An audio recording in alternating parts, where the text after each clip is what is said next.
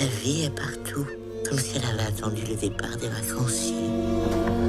Louise en hiver, c'est d'abord une petite histoire, un petit conte que j'avais écrit dans les années 80 et qui dormait dans un tiroir depuis longtemps. Puis quand je suis un petit peu à court d'idées pour faire des films, je vais voir si j'ai pas quelque chose qui traîne par-ci, par-là.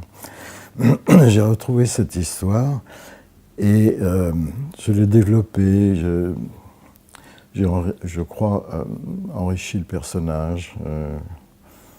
C'était il y a une dizaine d'années. J'ai pensé à ma mère beaucoup à ce moment-là. Et puis comme j'avais pris moi aussi, j'ai commencé à avoir l'âge du personnage. Au lieu de penser à ma mère, j'ai pensé à moi, à son fils. Oui, c'est peut-être pas le plus important que ça soit personnel. Il faut que ça soit personnel pour chaque spectateur. Hein. Il faut qu'il attrape ses petits cailloux et puis qu'il les repeigne ou qu'il les fasse.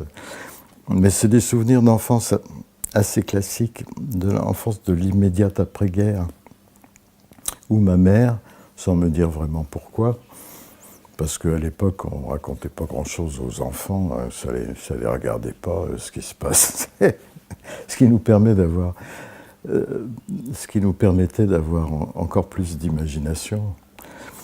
Et ma mère m'a confié à ma grand-mère, qui habitait à la campagne dans cet endroit extraordinaire qui est le pays de Caux, à côté du Tréport, le bois de Cise. Ce sont des pays extraordinaires parce que la falaise est balayée par le vent, donc rien n'y pousse, si ce n'est dans des creux de falaise qu'on appelle des valleuses, et qui sont alors là occupés à chaque fois par un bois extrêmement touffu. Donc mes vacances se passaient à échapper à ma grand-mère. C'était pas difficile parce qu'elle me laissait, c'est pas comme maintenant, elle me laissait faire vraiment en toute liberté toutes les conneries que je pouvais imaginer. Et j'allais jouer dans un bois qui était fermé par des fils de fer barbelés et où il y avait des maisons en ruine bombardées et des caisses de munitions et des choses qui restaient comme ça à l'intérieur du bois. Voilà. C'est en effet une Robinsonade, mais je trouve que le personnage de Robinson Crusoe n'est pas très très sympathique. Il a un côté colonial comme ça. Il n'arrête pas de se barricader. C'est ça qui est très étrange, alors qu'il est dans un endroit qui est d'une liberté totale. Au lieu d'en profiter, il construit des barricades, des murs autour de lui. Et Louise, c'est exactement l'inverse, c'est-à-dire que le fait de choisir de ne pas habiter sa maison après avoir été abandonnée, mais d'habiter sur la plage, en plein air, c'est ouvrir les fenêtres, ouvrir les portes, etc., et de façon à découvrir, malgré elle, mais ensuite elle va en profiter, la liberté, une liberté qu'elle n'a jamais connue. Le personnage a la chance d'un petit accident qui peut arriver à tout le monde. Elle a raté son train, le dernier train de la saison dans cette station balnéaire. C'est un accident qui peut être désagréable. Et en effet, elle le prend comme quelque chose de vraiment déplaisant. Et elle ne comprend pas tout de suite la chance qu'elle peut en tirer. Et au cours du film, j'espère avoir remonté cette pente. Et à la fin, bon, bah, ça y est, elle a compris. Non, je n'avais pas une idée précise. Je n'ai jamais d'idée très précise en tête, mais j'ai un cadre. Et là, pour moi, c'était le cadre idéal pour pouvoir jouer, en effet, comme vous le dites, sur deux niveaux. Un niveau réaliste, bon, elle se fait du café, elle se construit une cabane, etc. Le quotidien. Et puis, tout ce qui l'amène à remonter en arrière dans ses souvenirs ou dans ses rêves. Ça peut être un cauchemar, ça peut être un rêve beaucoup plus agréable. Voilà. Et à ce moment-là, je crois que le spectateur, il peut passer de l'un à l'autre avec assez de souplesse, et il peut surtout, en effet, interpréter ce que le personnage va tirer de tel ou tel rêve ou de tel ou tel souvenir. Et peu à peu, on se rend compte que ça n'est pas du tout une fin de vie comme vous le pensiez, mais ça peut être au contraire un nouveau début. Donc, si le film est réussi, c'est ce qu'on doit ressentir à la fin. Mais c'est complètement ouvert, c'est-à-dire on peut aussi, le spectateur peut dire, bon, c'est mélancolique, c'est une nostalgie, etc. Mais c'est paisible, et puis voilà, on fait avec. Mais on peut le voir aussi autrement.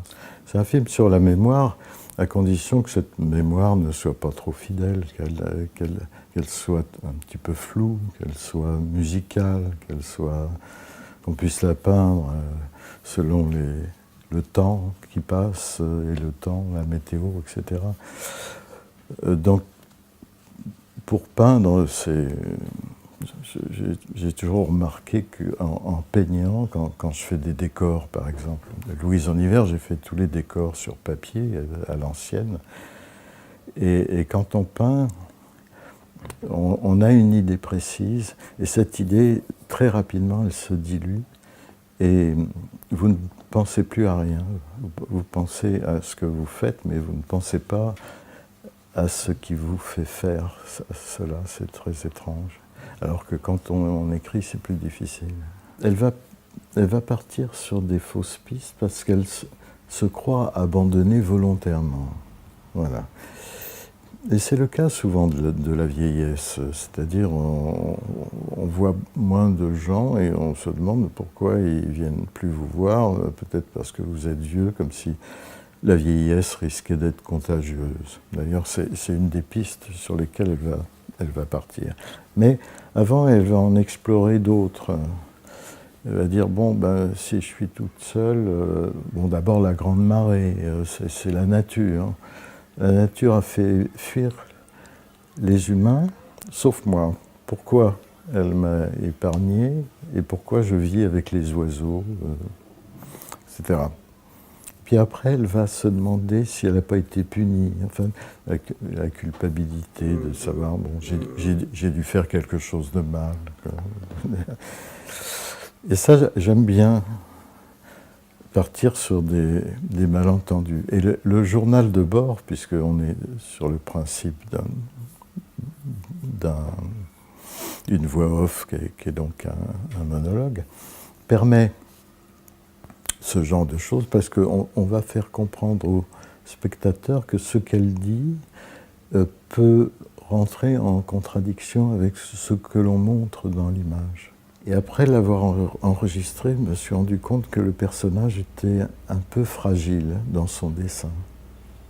Donc je l'ai renforcé, je l'ai fait plus grosse, elle a plus de poids, et quand elle marche dans le sable, on entend ses pas qui s'enfoncent dans le sable.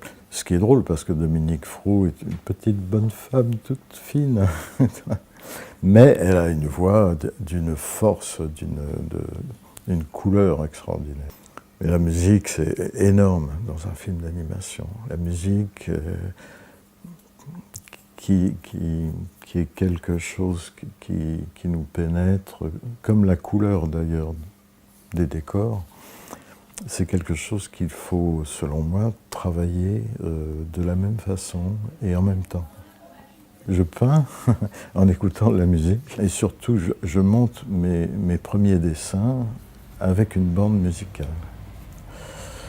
Alors les premiers dessins sont en noir et blanc, mais peu à peu j'apporte des touches de couleur. Alors il y a la séquence dont vous parlez, bon, je pense que je vois à peu près la séquence dont il s'agit, donc les rouges, les bruns, les terres d'ombre, etc. étaient sans doute majoritaires. Et bon, ben, ça fait naître des sentiments qui sont complètement différents que si vous peignez des aplats bleus tendre, avec une petite pointe de verre véronèse. Et puis une musique de Daphnis et Chloé qui soit plutôt calme. Ouais, très bien. J'ai abordé ce film-là en essayant de coller à la lumière dont j'avais le souvenir sur les plages. Et au lieu d'aller faire des photos au bord de la mer, c'est souvent plus intéressant d'essayer de recréer les choses par le souvenir et non pas par la photo. Je peins sur papier, mais pour moi c'est une redécouverte parce que j'avais abandonné le pinceau depuis la traversée de l'Atlantique à la rame, depuis mes derniers courts-métrages, c'est-à-dire depuis les années 80. Et j'avais envie de m'y remettre. En même temps, Louise étant un sujet, comme on le disait, un peu plus personnel, bon, autant réduire les étapes. Donc j'ai fait les décors sur papier, mais un papier à grains. Et ce grain-là, on a réussi à le mettre sur l'animation, qui est une animation en 3D.